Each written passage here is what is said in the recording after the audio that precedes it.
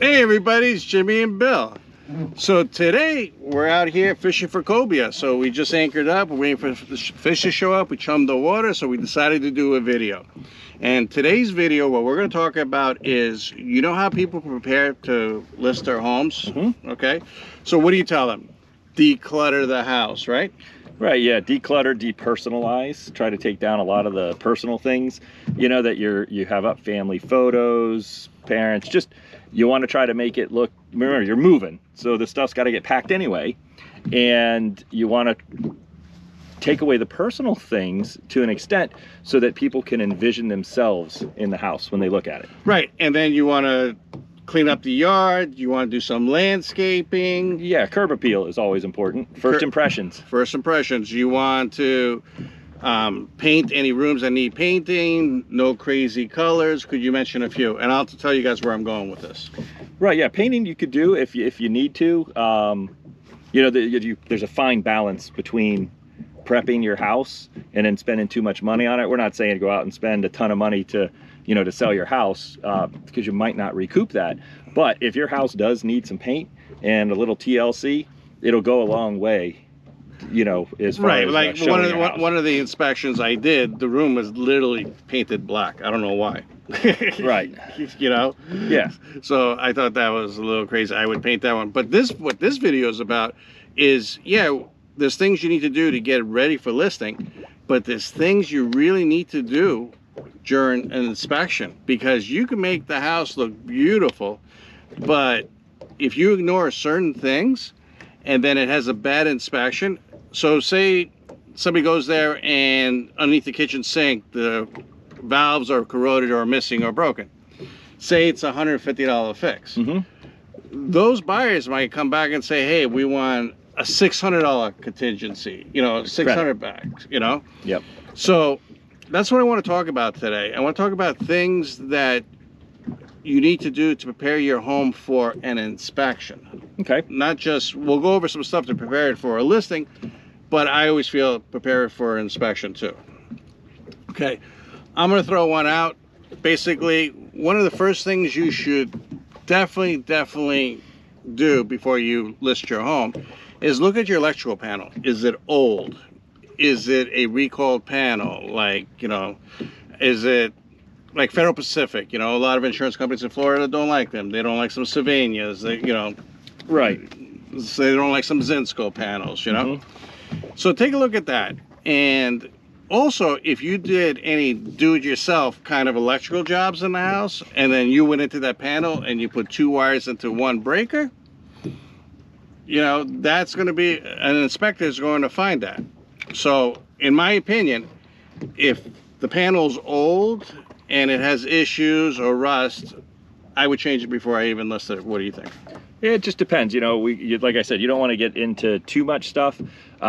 Just in my experience, those kind of items don't typically deter people from purchasing the home, because those are, you know, actually smaller items to have done. You know, there's a range, obviously, of getting things fixed. But like double taps, like you were talking, where it's the 2 wires into 1 breaker, you know, that kind of stuff is, again, it's an easy fix. It has to get fixed anyway, so you might as well just do it. That's what I'm saying. Those things have to get done. You know, on the off chance, like if you're maybe selling it as a fixer-upper house, that's a different story. That's a different story. Yeah, we don't want to do stuff like that. But, you know, this is your primary home. It's not a fixer-upper at all, and you want to make the best presentation. Those kind of little things can go a long way. Absolutely. All right, the second thing is, you know, I wouldn't ignore is your water heater. If it's old and rusted, and the home inspector is going to find that. Right. I just showed a house yesterday, actually, and the house looked great, needed paint. But again, it's one of those, it wasn't that big of a deal. You know, the exterior paint was fantastic. Roof had good years. The interior paint, it's livable, but you can see that it's been touched up a couple times. And where there's a lot more windows, it's faded, you know, just from the sun over years. So it's a little bit aged and it needs some paint. It's just the way it is. But that wouldn't basically really, on an inspection, that would just say, hey, cosmetic issues, paint. But I'm talking about like the water heater. That's where I was going with this. Yeah. So it's like you go, now you're looking at the house, everything was great, everybody was happy. and then they go to the water heater. And we walked outside, out to the garage, and the water heater, you could see that it was leaking out of both electrical pieces. Now, the people that I was with in this particular case, they thought that was dangerous because they could see where the water was seeping out. Right. So you don't know how people are going to react. And the whole thing is, some people take it that, oh, they can't even take care of their water heater, how they're going to take care of the rest of the house. Exactly. So like in a situation like that, before I listed it, I would definitely replace the water heater. Yeah, because it's going to have to get done anyway. It's going to have to get done anyways. Right. The other thing too, that a lot of people that don't realize when they list their home, they don't tell the listing agent everything. Right. They really don't. Okay, they're like, all right, maybe nobody will notice this, you never know, but the chances are a home inspector, if they're any good, they will find it. Oh, we got fish, and he just broke off. Yeah, bummer. Be right back. He's beautiful. Look at him. Touch his tail.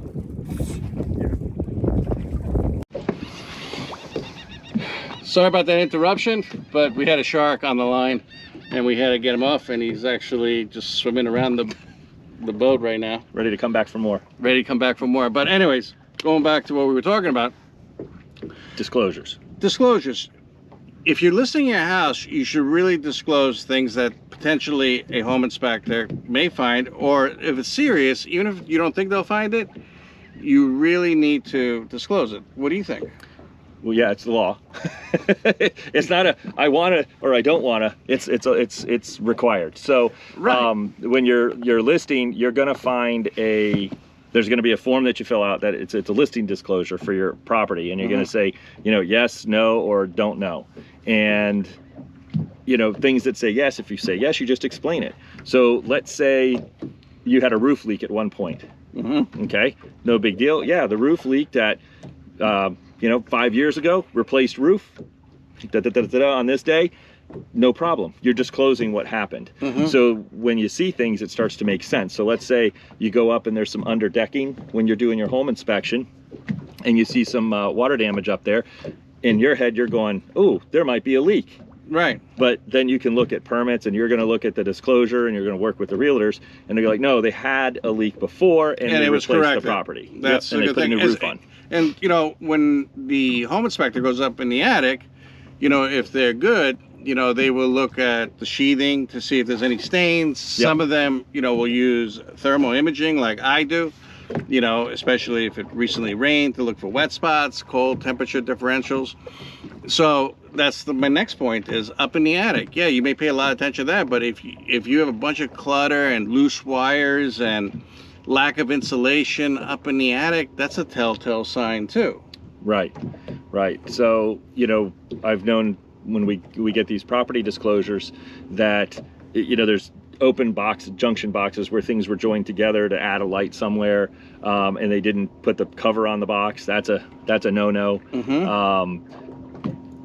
Under insulated attics are extremely common, especially on houses that are more of a flip per se. They put the money into the stuff that you see, not necessarily into the attic, which nobody sees, and there's maybe 3.5 inches of insulation in there because it's settled. And while it may or may not pass a 4-point, it's definitely not going to help your energy bill as you go through the process. Right. And another thing too is a lot of problems, some of them is just if the air conditioner is really old, okay, and it's just rusted and it has black mold spots on it, before you list your home, especially in Florida, the home inspector is going to really spend a lot of time on that air conditioner. They're going to go around and see, if all the registers are blowing and what the temperatures are and everything. So if somebody, says, hey, we want a contingency on an air conditioner, they might ask for $10,000 when you could correct it for $6,000. Go ahead, talk about that one. It's got, a concession. So they're going to ask for a concession on like an air conditioner or something like that. So what'll end up happening is, let's say your AC comes back reported end of life. Yeah. And, you know, if it's on the 4-point in its end of life, then, you know, it's one of those things you can't really necessarily get insurance. There are ways around that, depending on the insurance carrier. And some other issues, you got to talk that with, you know, your insurance provider. But in general, that's not going to, you know, pass muster. And the buyer is going to come in and ask for you to either replace it or to offer a credit. So let's say they can get insurance. Hey, I just want to take a credit, and like Jimmy said, let's say it's $6 grand to replace the AC. Yeah. They're going to ask for, you know, 10 grand, and it becomes a negotiation point. Yeah. So, you know, but then the seller also has the option to take that in consideration and like, well, I got a $6,000, you know, quote, or I know somebody or whatever. It'll be permitted, everything's legit. And then they're just like, well, we'll take care of that. Right. You know, so there's a lot of options to solve a lot of different issues. Hey, here's one that won't even cost you any money. If your roof is loaded with leaves and the gutters are blocked and there's tree limbs, you know, that are safe to cut, that are hanging over your house, clean out the gutters, clean off the roof. Yep. You know, because the home inspector is going to write that up. Exactly. And clogged gutters and, you know, built up leaves and debris on the roofs in the valleys, where is usually where you start to see it, that, you know, maintains moisture, and it's going to start to degrade the roof a lot faster. So not only just for aesthetics, but it's also, you know, something that's going to keep the roof, you know, longer and prevent additional wear and tear. And it's going to be required typically by your insurance company. And the stuff we're talking about is not, you know, anything major. Like, look at your shutoff valves, you know, on the washer and dryer, you know, your bathroom sinks, your toilet, your kitchen sinks. Are they corroded? Are they rusted? Are they missing valves? You know, the shutoff valves themselves. If they are, before you list it, because when people are looking at your house, you know, and putting an offer in, they're not looking at that stuff. Right. That's why they have the inspector go in and they get a, you know, a health report, if you will, on the house. Right. So, I mean, that stuff, you know, it's not expensive, but if they want money back to hire a plumber, it may become expensive. Could. Yeah, it definitely could. So there's just a lot of different points. You know, you like going back to what you said earlier, that you want to make sure you disclose everything. You know, sometimes people don't know what's wrong with the house, so they're trying to diagnose it per se. It's better to let the agent know so you can work through things versus, you know, speculate or hide. For instance, there was a client a while ago that thought they had a leak in the shower pan. Oh yeah. And it was on the second floor of a condo. So they thought it was leaking into the unit below them. The unit above them actually did have a leak because it leaked into the second floor unit and the third floor unit. So the client assumed and was going to put that, you know, and they just stopped using the bathroom, which created some problems because now we don't have a functioning bathroom. So it's hard to sell a house without a functioning bathroom. I agree. So I said, let's get a licensed plumber. It's going to cost a little bit of money because we've got to pay a real plumber to come out here, or a general contractor. Lo and behold, they did their plumber thing, and it ended up being just a leaky valve that when they turned the shower on, it was the valve leaking behind the wall. Okay. It had nothing to do with the shower pan, and it was like, I think they charged us $280 to fix it. Wow. You know, so sometimes, you know, but if you get ahead, now let's say it is the pan, and it turns into a $10,000 repair or something along those lines, is the buyer going to wait for you to do that? And you may have a well-qualified buyer walk away from your deal because you didn't get ahead of things. True. Another thing that you guys could do that, you know, it's not expensive, it's, you know, easy to do, is sometimes people don't use their windows for a very long time. It sounds stupid, but it's the truth. They're, especially here in Florida, they just use AC. But if they're very difficult to open the windows, the inspector could say, hey, difficult to open the windows, recommend further evaluation.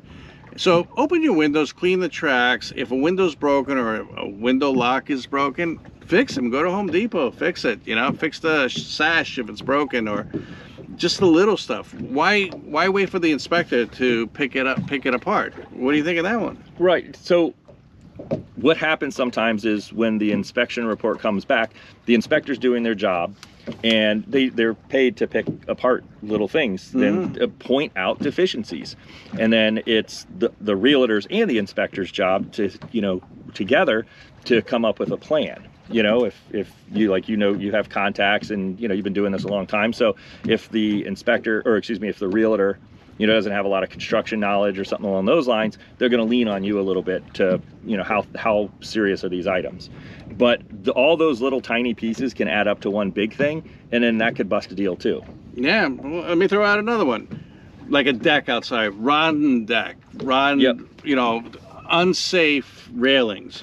Especially if you're going for FHA or VA or something like that, you know? Right, so FHA and VA have different sets of criteria that you can go over. Now, does that mean that you don't accept an FHA or a VA loan because you have some like fascia rot or some soffits or things like that? No, absolutely not. No. You just have to understand that because what it is you don't want to, that takes a big pool of people out that are looking at your house if you don't accept those kind of loans. So, and those are things that you can work through and get repaired. But not for nothing, like even my house, I'm a home inspector. I know if I put my house up for sale, I know 3 or 4 things I need to fix. I have a couple of pieces of fascia that I'm planning to do, but they're run. I need to take them off, paint them, put pressure treated, because when they built the house, they put pine. I don't know why, but I know, you know, doesn't make sense. To do that, but all these basic things, you know, are easy to do. And my biggest recommendation is, yes, you list the home with a realtor, get a pre-listing inspection. Have an inspector go in there. If you don't feel comfortable doing this, have somebody go in there, even just to poke around and tell you, hey, fix this, fix this, fix this, fix this. Yep. It doesn't have to be a full-blown inspection. If the home inspector is good, within 30 minutes, 40 minutes, they could give you a little bit of a good head start on where to go. Yeah, that's a good idea. I know a lot of realtors that do that. You know, you have to disclose the items that need to be repaired, but again, at the end of the day, you know, you're fixing these things, so you're ahead of the curve. So, tell me a few things on the listing side. Okay, you said depersonalize the home, right? I understand that one. Yep. Paint what needs, if it's bad. Yeah, and then just like clean in general. Clean. You know, be ready to clean. You know, a lot of times, some soap and water on the, you know, the doors and the hinges, you know, in the frames and stuff can go a long way. Okay, I have a big one, because I actually was doing an inspection. The buyer's never seen the house before. Okay, it was sight unseen. They put an offer down, and they were meeting me there, and they showed up after me. Beautiful house in the photos, but man, that house stunk. Oh yeah, I was getting to the smells. It stunk like a wet dog. Yep. Sometimes you have pets, and we all love our pets, and we're used to that. But when you walk into the house and you're maybe not a pet person, there's not a lot you can do about it necessarily. But that's where maybe you get the carpets cleaned.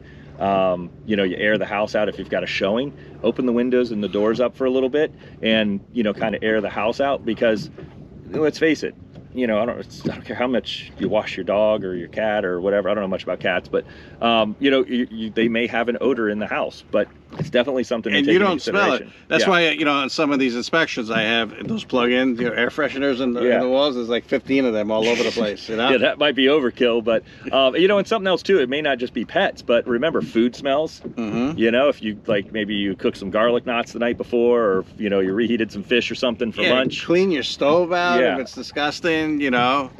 But cleanliness, it doesn't have to be updated. You know, I'm not saying put new cabinets in there. No, just clean. Clean.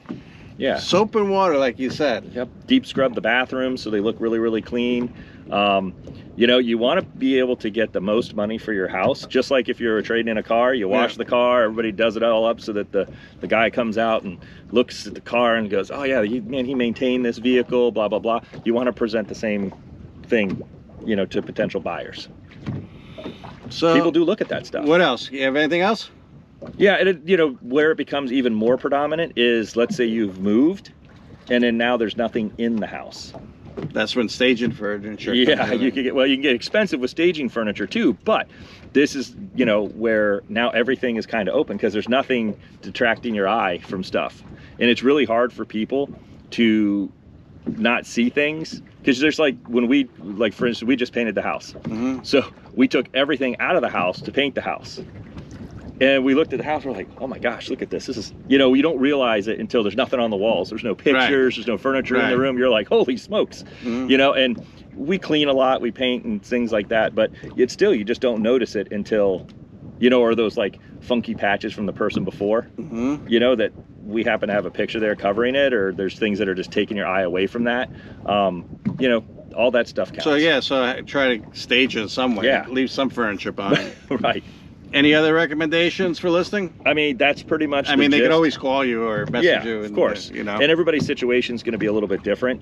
But again, the big ones are you're moving, so be ready to move. You're packing. So, and people aren't afraid to see boxes like in your garage or in your closet and stuff. No, I'm not worried about those. Because they know you're getting ready to move. You're trying to sell the house. But that first walk in, you know, if you've got stuff everywhere, there's a difference between cluttery and lived in. I'm not a realtor, but I think that one of the biggest things too, if you want to sell your house, plus, you know, even before the inspection, is just price the home correctly. Oh well, yeah, we were talking about pre-listing. Yeah, that's a whole, that could be a whole video. Yeah, that could be a whole video. Maybe we should do a video on that. But we're gonna go back to fishing. We just wanted to touch base and tell you guys how important home inspections are, because you might have a buyer and a home inspection could potentially kill the deal. Well, I appreciate it. Do me a favor, consider subscribing. It really helps out the channel, and we'll catch you on the next one. All right, talk to you soon. Thanks. Bye.